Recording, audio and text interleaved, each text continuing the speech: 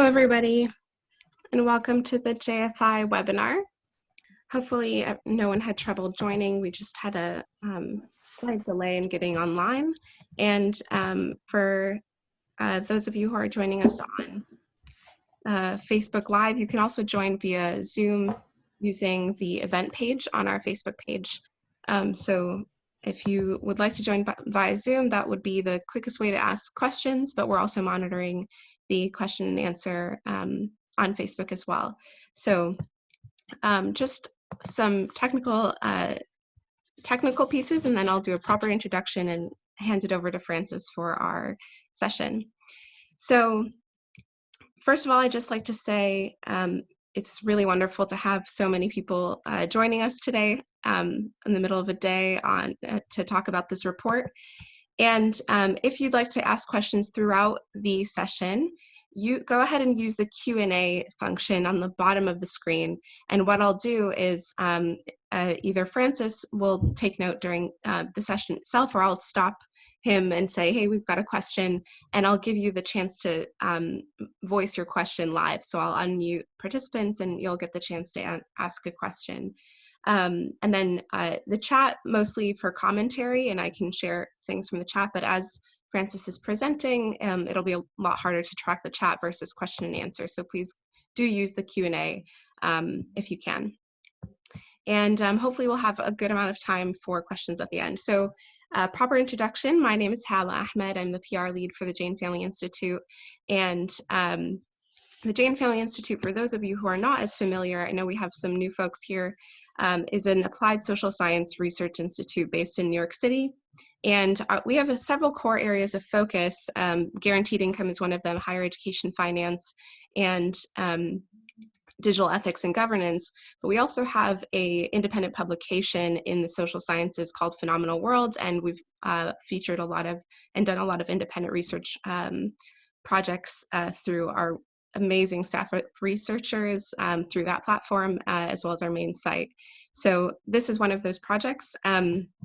As a brief introduction, you know, the Inside Out report was an opportunity, and Francis will get more into this, but it was an opportunity for us to explore the issues of renewable energy in more depth. Some of the topics that he'll get into have to do with Indigenous rights, have to do with business and human rights, have to do with, have to do with issues of resource extraction and the supply of those resources. So Francis will give an overview of those items, but as a general overview, Francis, who really is an incredible researcher, right now he serves as a lead independent researcher for JFI, and he as a fantastic researcher that he is, explores topics that are outside of our core proficiencies. And he previously served as an adjunct faculty at the New School, was a co-publisher of the New Inquiry, and a researcher in residence at New Inc., as well as a fellow at the New York Times. He's worked on various projects such as spatial economic agent-based modeling, this resource called Matter.farm, which was public automated drug discovery, white-collar crime risk zones, and a few other things. One particularly recent project he's also working on with JFI that I want to call out is based on mapping student debt across the country. We had our first post about that a couple months ago. I'll share a link in the chat, but there will be more coming out about debt burdens for students across the United States. And Francis has also been mapping that out in really amazing, useful tools. But I'll hand it over to Francis now. He'll, I think, share his screen, and please do mention in the chat if you have any technical difficulties, and I'll try to help out with that. But with that, thanks so much. Thank you, Ella. All right, let me share my screen here. Which one is it? I guess it's this one. Is that working? Looks great. Okay, cool. Great, yeah, thank you all for joining me today. So as Hala said, I'll talk about my mining report here, but first I want to start by providing some context about my own motivation for the research. So the starting point is that renewable energy technologies depend on metals. Some of those are here. And this led to questions around the comparative impacts of renewable energy and the feasibility of renewable energy transition. As one paper put it, shifting from a fossil-based to a renewable energy-based system does not alleviate the problem of resource depletion. It merely shifts it from fuel to metal. So I wanted to better understand what the consequences of that are. Secondly, any viable future will have renewable energy as its bedrock, but what could or should this look like exactly? I know many people who believe strongly in a future where technology is a large driver of human emancipation.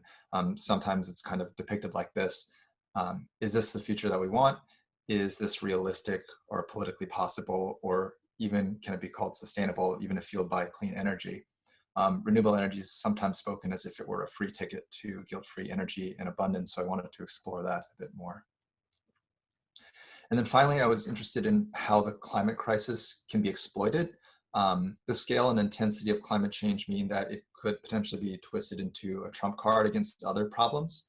For example, how could rich countries take what is a global problem and turn it back into one that can be shifted to other localities?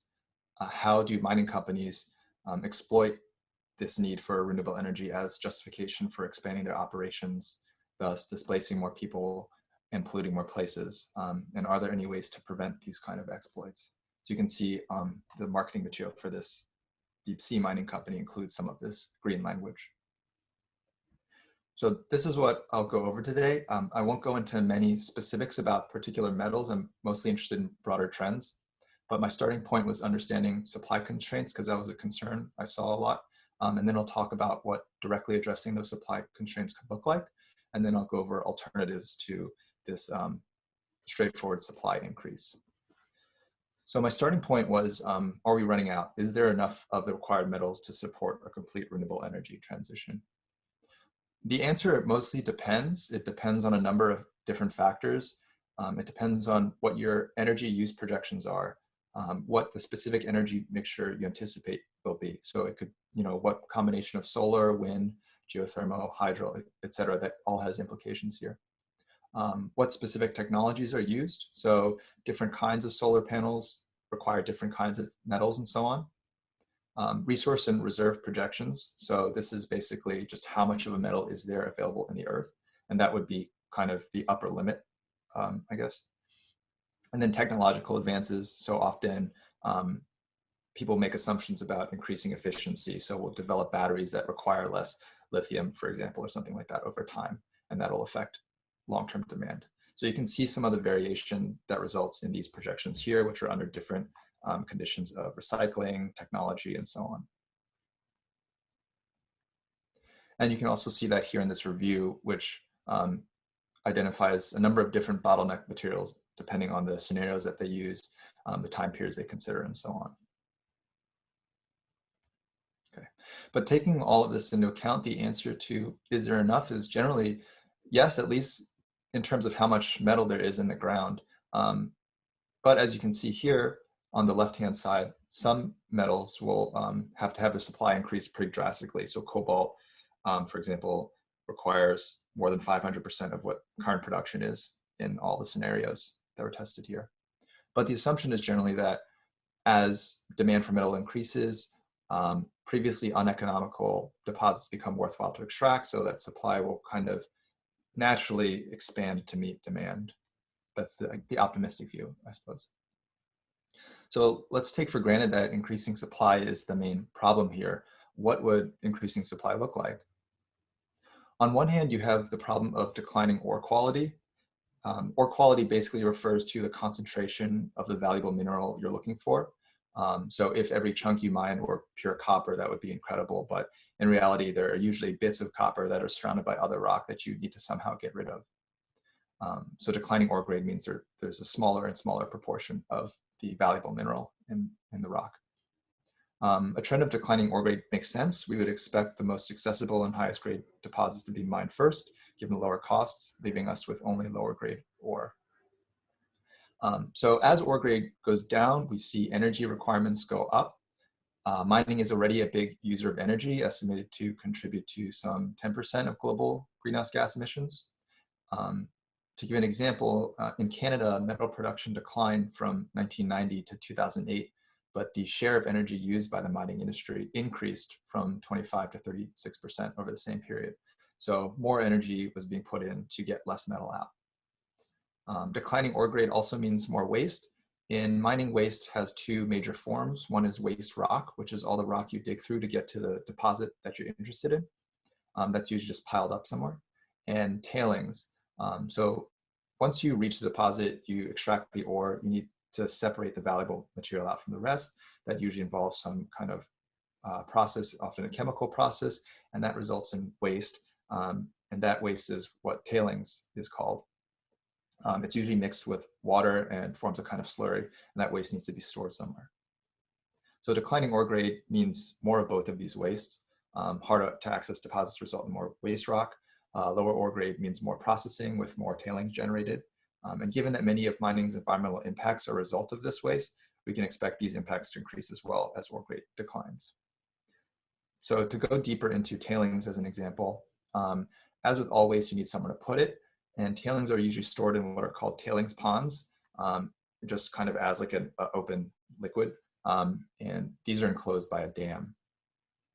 The problem is that these dams can and do fail, and the results can be very devastating. This here depicts the Corrego do Feijão tailings dam collapse from January of last year. I think estimates for the death toll are something like 270 now, maybe closer to 300.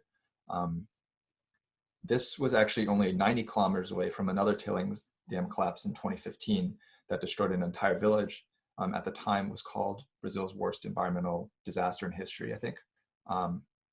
Both of these tailings dams were owned by Vale. Vale's former CEO was actually charged with homicide for this disaster. Here's another view of the collapse. You can see the extent of the spill. So the tailing dam is here on the right, and you can see the discoloration of the entire Paraopeba River, which supplies 1/3 of the area's water. One thing worth noting is that this tailing pond wasn't actually being actively added to since 2014. Mining requires that these structures be maintained for a long time, a long period after the operations actually cease. There's actually an active tailings dam from 1914 in Peru, so it can be quite a long time that these have to stay around and be maintained. More of these tailings dams are being built more in the past decade than in any past, and something like a third are known to have stability issues. This estimate is based off of publicly disclosed information. The dam in this particular incident was fraudulently rated as safe, so it's really hard to get an accurate estimate of the actual number of tailings dams with stability issues. But when we start to take these issues into account, it's clear that it's not just a question of increasing supply, getting more metals. The cost of each ton of metal will be higher than in the past. And one thing you can do if you're interested, you can look up the sites of these disasters on Google Maps, and sometimes you'll find reviews left by people kind of expressing their frustration at what happened. Okay, so supply expansion also entails development of new mines. Mining rights are granted in the form of what are called mining concessions, and these demarcate an area where a private company can extract minerals. The authority for granting the concessions vary. It can be at the federal level, or it could be at a more local level, for example.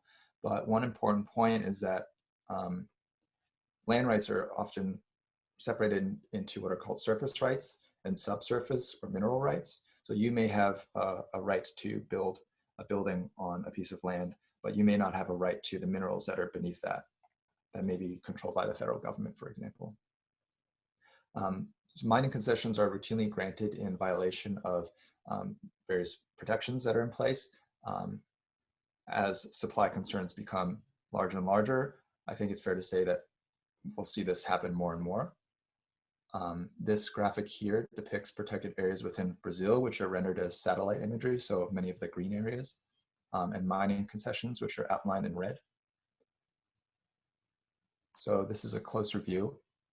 As you can see, there's a considerable encroachment of mining concessions into protected areas. And even when mining concessions don't outright overlap with protected areas, they're often in close enough proximity that we can expect damage to occur. This is in part because the environmental impacts of mining don't respect concessional boundaries, but also that mining projects imply the development of new infrastructure, such as roads and facilities that go beyond the borders of the concession itself. So my analysis found that for where data is available, something like a quarter of protected areas are within at least a kilometer of, or at most a kilometer of one mining concession. So it's fairly common.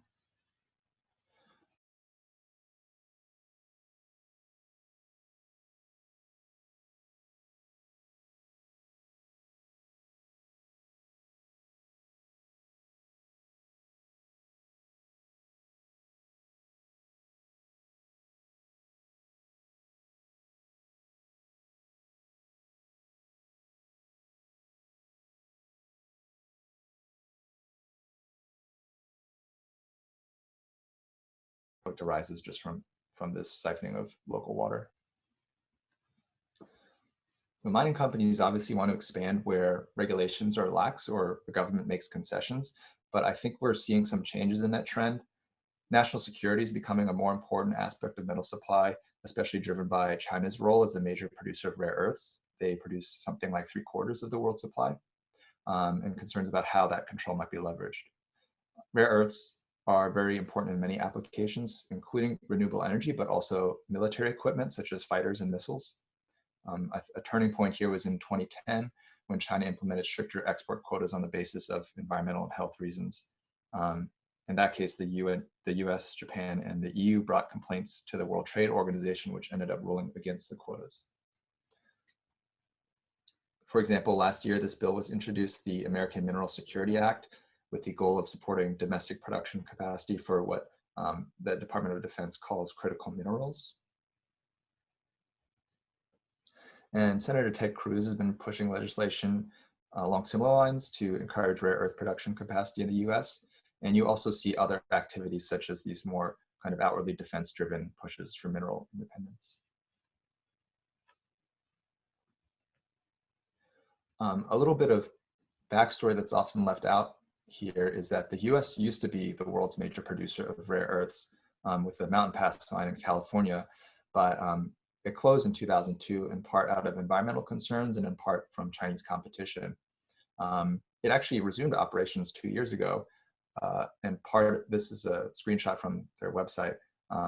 They emphasize their kind of national security aspect in their marketing materials.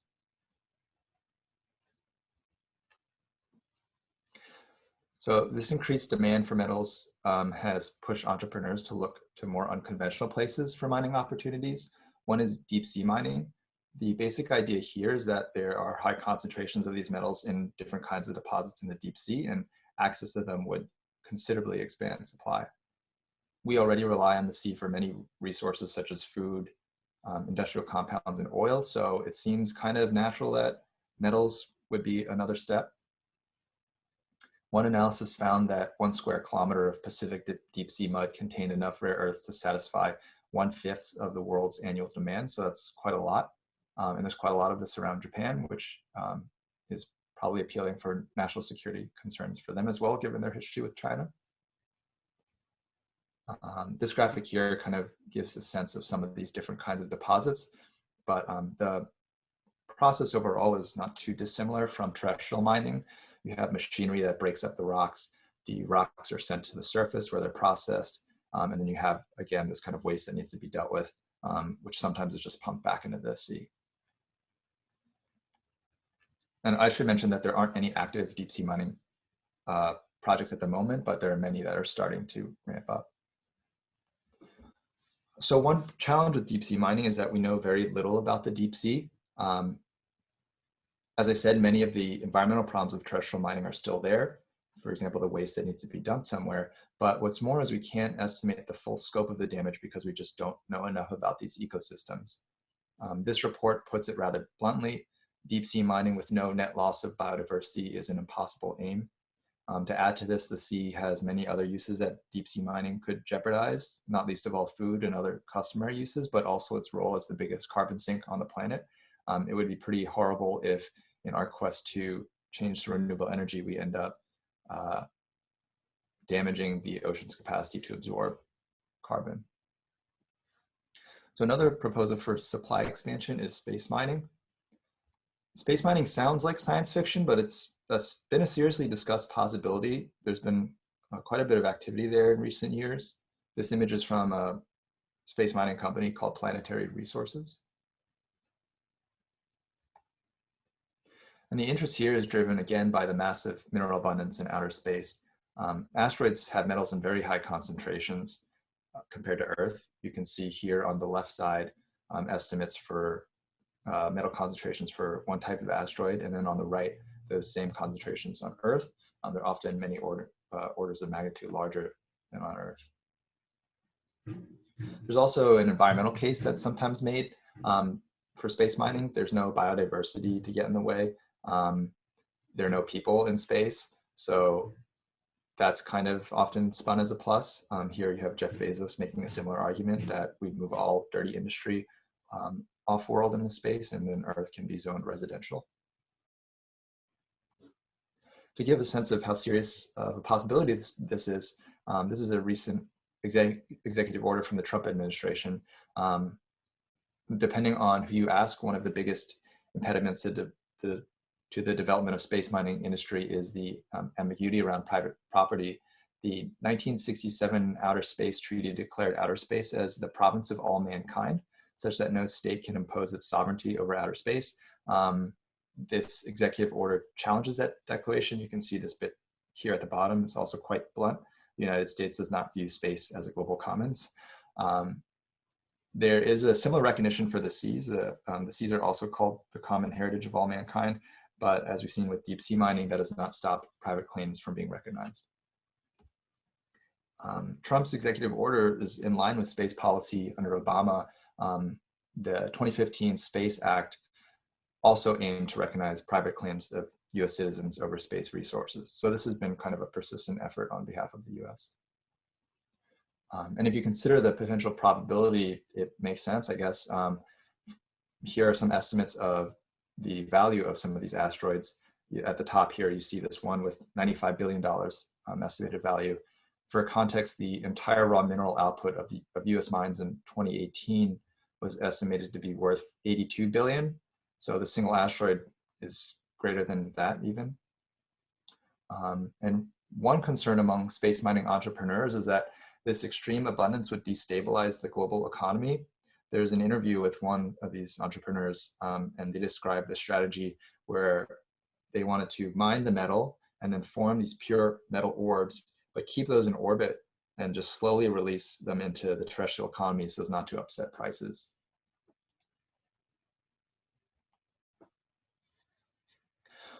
As you might expect, the logistics of asteroid mining can be complicated. I won't go into the details here, but there are kind of two ways you could approach it. One is to fly to the asteroid and mine on site, or you could go and capture the asteroid and bring it into Earth orbit and do the mining there. As I understand it, the latter is easier, just because then you can ferry materials and labor and so on back and forth more easily. But one of the striking suggestions I saw was to limit the size of asteroids that are brought back to Earth orbit to be 20 meters or less, because any larger could cause considerable damage if something were to go wrong and were to fly into Earth's atmosphere. But on February 15, 2013, a meteor exploded over Chelyabinsk in Russia. This was 20 meters in diameter, so it satisfied this threshold. Yet it still damaged over 7,000 buildings with its shockwave, and at least 15,000 people were injured in the panic. And you can actually find videos on YouTube of the event happening if you want to hear and see kind of how scary it was. I think one of the biggest problems with space mining is that it has nothing to offer for the urgency of the environmental and social harms that are happening right now. In the case of renewable energy, it doesn't really help with the timelines that we need to adequately address climate change. I don't have any expectation that space mining will be a reality anytime soon, especially considering that many of these recent companies have been bought up for parts. So Planetary Resources, for example, is bought by a blockchain company. This screenshot here is from their website. You can see it's kind of these errors and stuff all over it. It's not very well maintained. There's also the question of how all this space infrastructure gets built. Where do the materials come from? well, terrestrial mining, of course. So it doesn't really help us with a lot of these.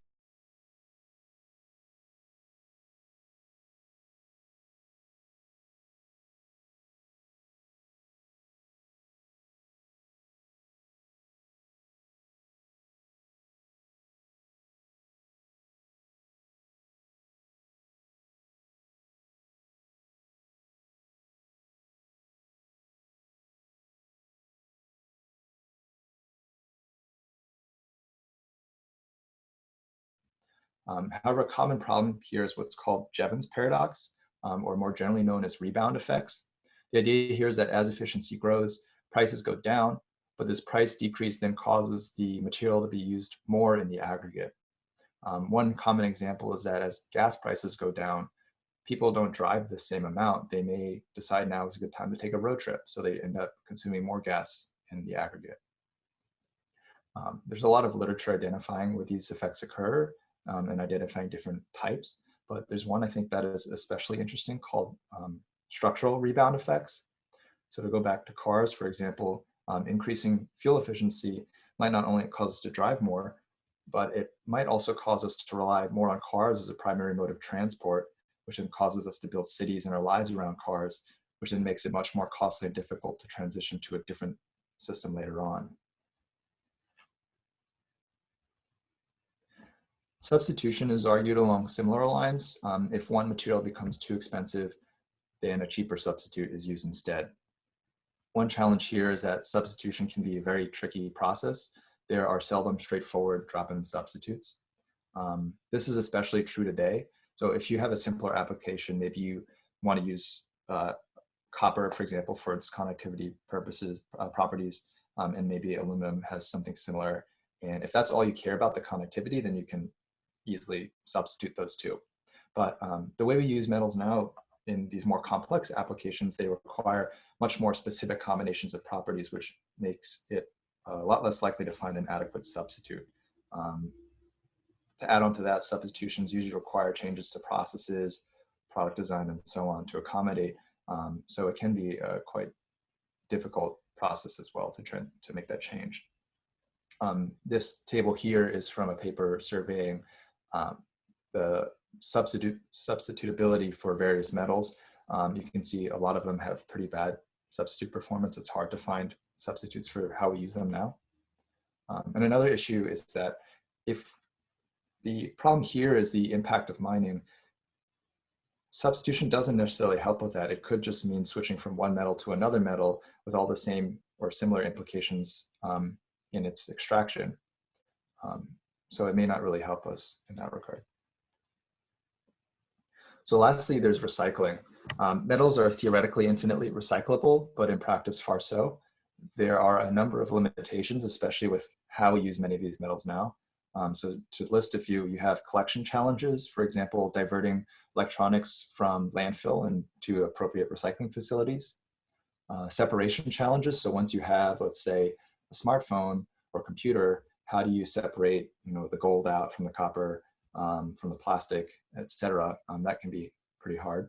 The economics are a problem. New materials are often cheaper than the recyclable ones, in part because of these other challenges to recycling. And there are thermodynamic limits as well. So we alloy a lot of metals, and reseparating the constituent elements of an alloy back into the original elements can have prohibitively high energy requirements.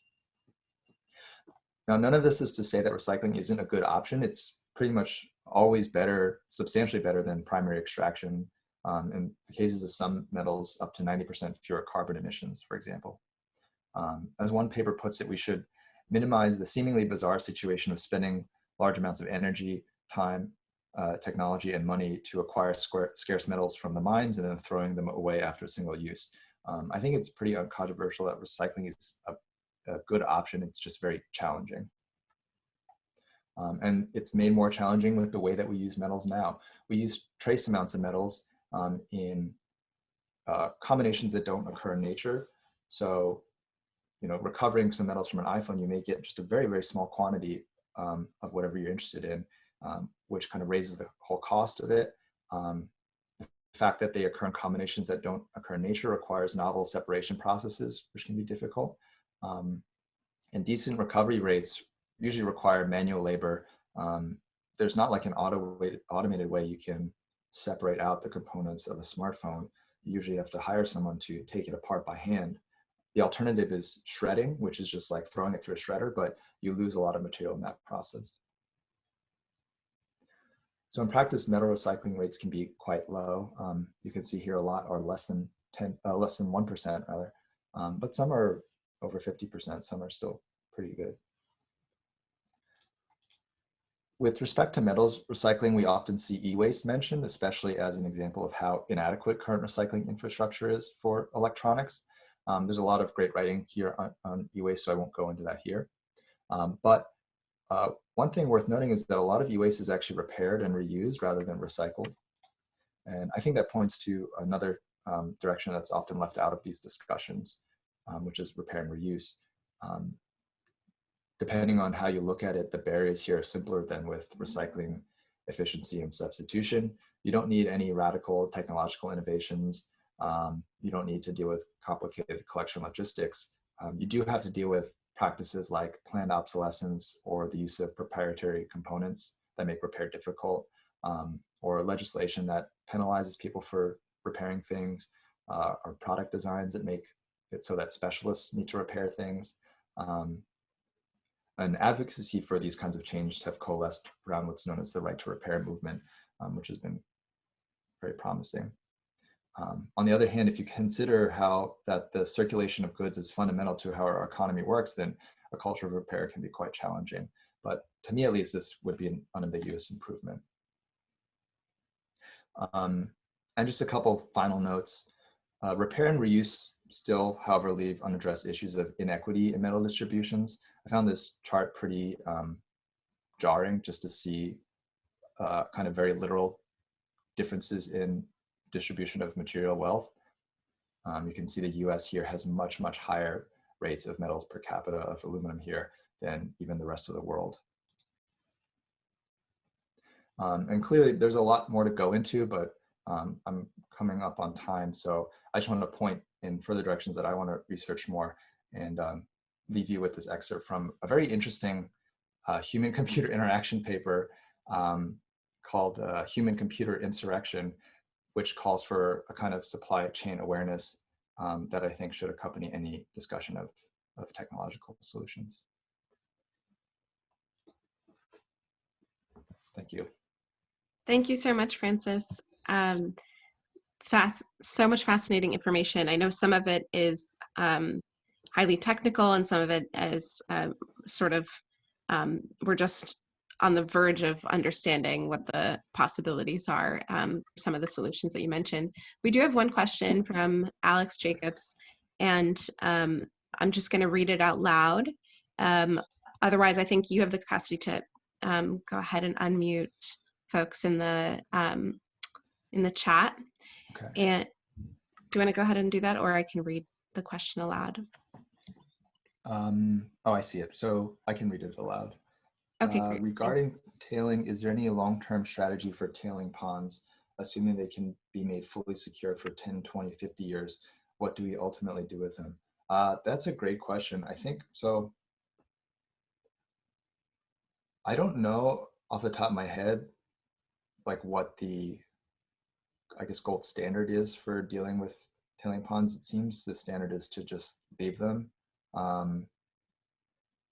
I know that generally when a mining project starts, you need to have some reclamation plan in place, just detailing how you plan to restore the original landscape. But I don't know off the top of my head, like what the viable strategies are. They seem to usually just be left in place. It's usually easier to just wait for them to evaporate, I guess, and collect them. Okay, CJ has a question. Bulk metals versus minor metals. How linked are their extractions now? I think it used to be the case that most minor metals, electronic metals, power metals, reaction metals, were produced as byproducts. Gallium from aluminum extraction from bauxite. How are these trending? Does this provide a problem for recycling strategies for bulk metals? As far as I know, they're still quite linked. Like, what is it? Rare earths are often a byproduct of other metal extraction. I think it used to be thrown away because it wasn't worth anything, but obviously now that's changed. Does this provide a problem for recycling strategies for bulk metals? I guess in the how they're used in products, is that, am I understanding the question correctly?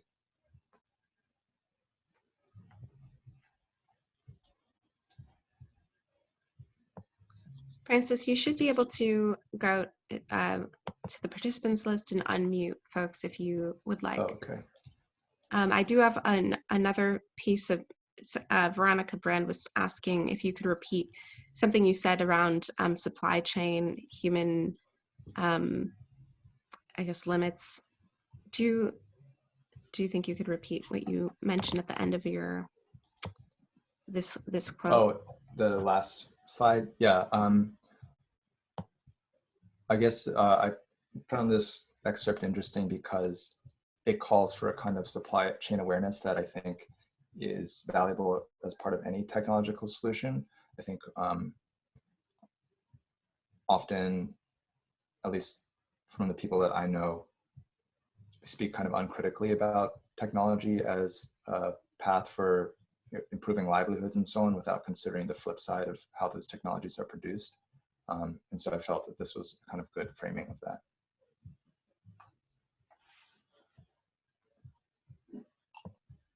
Great. And are we able to unmute Jay for the second part of his question? Trying to figure this out. Oh, he clarified. Okay, meaning if we get aluminum from recycling rather than mining, we've now lost our principal gallium source. Oh, okay. Oh, I see. Yeah, that's interesting. You know, I'm not sure. So if I understand the question correctly, normally mining one metal would have some byproducts of other metals that might be valuable. But if we're doing recycling, then we lose the kind of byproducts that are potentially also useful. Right. Yeah, we need specialized gallium mines, et cetera. Yeah, I think this is another downside to recycling is that, yeah, if there are kind of like inconsistent recycling rates between metals that are usually mined as byproducts, then you still have to go out and mine to compensate. We have another question in the chat from Erica Berger. Have you discovered an equation or best practices in better deciding what energy supply to use based on your research, i.e., how can we be more deliberate? It seems like a powerful opportunity.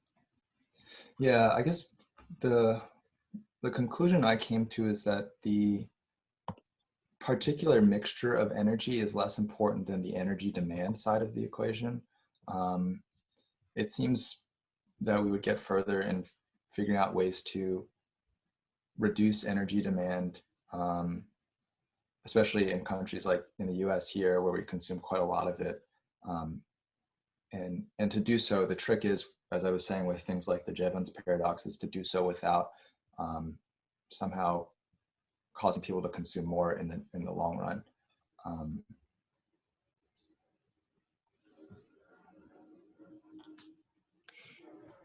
I have another question for you.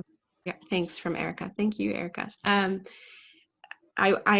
noting that you mentioned a few different solutions, which have varied sort of negative externalities. Deep sea mining, is space mining. And I'm curious if you could just reiterate, what are some of the key contexts and countries where you think that there are particular concerns for disruption when it comes to renewable energy and the sites of extensive raw earth mineral mining?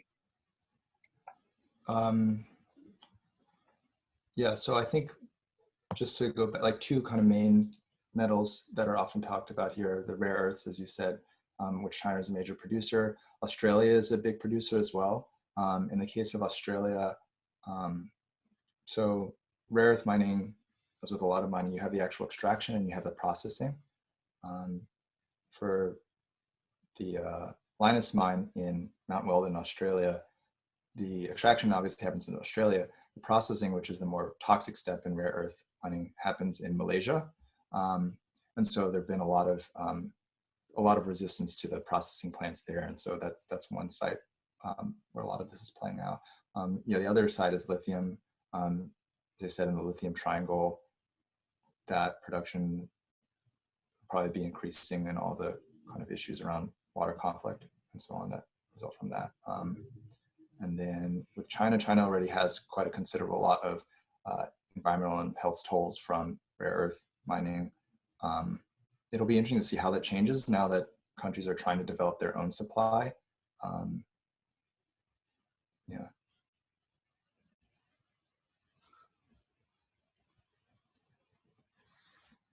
Jay has another question. Should we be generally pessimistic about technological solutions? Are there any moonshots, novel alloys, foam meta constructions that could drastically change the scale of metal needed and its impact, even if current building and manufacturing trends continue? I guess there's always the possibility that there's some kind of breakthrough that just radically changes all of this. I know I've seen like some of the writing that is very optimistic in technological solutions. Like it often just ends up introducing some essentially free energy, like fusion energy or something like that. That could probably make things somewhat simpler. I don't know, but I can't foresee, because a lot of these I think are fundamental issues that metal needs to be sourced from somewhere. And even with strong regulations and so on, like people find ways to skirt them, as with the Vale tailing dams collapses and so I don't know. I guess I am personally generally pessimistic about technological solutions for that reason.